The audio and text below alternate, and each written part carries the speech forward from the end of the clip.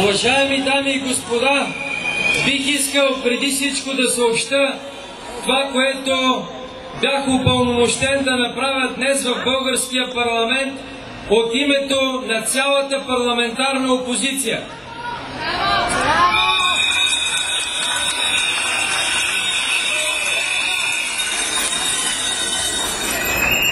Уважаеми приятели, парламентарната опозиция днес даде 48-часов ултиматум на правителството.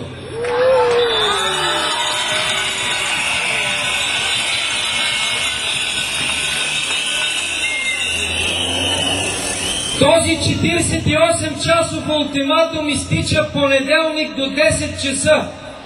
До тогава ние казахме на българския премиер, че исканията на учителите трябва да бъдат изпълнени.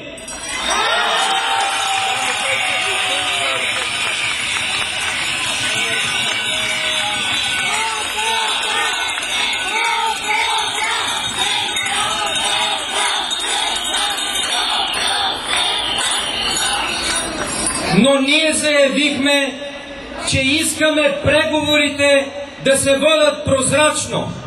Господин Янев, всички тук учители смятаме, благодаря ви, но моля ви, всички ме упълномощиха да ви кажа, че не искаме политизиране на митинга. Вярно ли, колеги? Вярно е! Вярно е! Моля ви, господин Янев, благодаря за подкрепата. Правете тези изявления в парламента. Тук е специален митинг на българските учители. Така ли е, колеги? Така е.